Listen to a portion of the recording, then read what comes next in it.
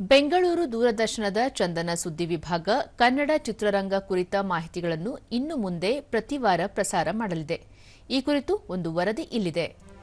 KGF chapter 2 ಬಳಿಕ ನಟ ಯಶ್ ಅಭಿನಯದ ಬಹುನಿರೀಕ್ಷಿತ ಚಿತ್ರ ಟಾಕ್ಸಿಕ್ ಮಾರ್ಚ್ 19ರಂದು ಕನ್ನಡ ಸೇರಿದಂತೆ ಬಹುಭಾಷೆಗಳಲ್ಲಿ ಬಿಡುಗಡೆಗೆ ಸಜ್ಜಾಗಿದೆ. ಈ ಚಿತ್ರದ ಎರಡನೇ ಟೀಸರ್ ಬಿಡುಗಡೆಯಾಗಿದ್ದು ಪ್ರೇಕ್ಷಕರ ಕುತೂಹಲವನ್ನು ಹೆಚ್ಚಿಸಿದೆ.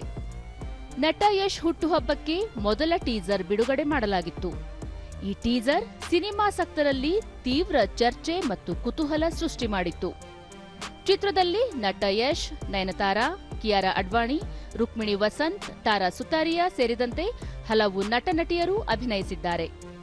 ಈ ಚಿತ್ರವನ್ನು ಗೀತು ಮೋಹನ್ ದಾಸ್ ನಿರ್ದೇಶನ ಮಾಡಿದ್ದಾರೆ. ಫೆಬ್ರವರಿ ತಿಂಗಳ ಮೊದಲ 3 ವಾರಗಳಲ್ಲಿ 18ಕ್ಕೂ ಅಧಿಕ ಚಿತ್ರಗಳು ತೆರೆಗೆ ಬಂದಿವೆ.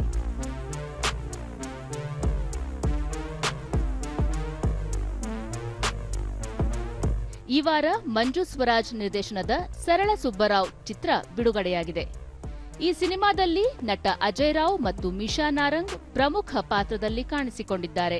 ರಿತೀಶ್ ಶೆಟ್ಟಿ ನಿರ್ದೇಶನದ ಮಾರ್ನಮಿ ಚಿತ್ರ ತೆರೆ ಕಂಡಿದೆ. ಚಿತ್ರದ ಪ್ರಧಾನ ಭೂಮಿಕೆಯಲ್ಲಿ ಕಿರುತೆರೆ ನಟ ರಿತ್ವಿಕ್ ಮಠದ್ ಹಾಗೂ ನಟಿ ಚೈತ್ರಾ ಆಚಾರ್ಯ ಸೇರಿದಂತೆ ಹಲವರು ನಟಿಸಿದ್ದಾರೆ. ಇದರ ಜೊತೆಗೆ ಆಲ್ಫಾ ಚಿತ್ರವು ತೆರೆಗೆ ಬಂದಿದ್ದು, ಈ ಚಿತ್ರವನ್ನು ವಿಜಯ್ ನಿರ್ದೇಶಿಸಿದ್ದಾರೆ.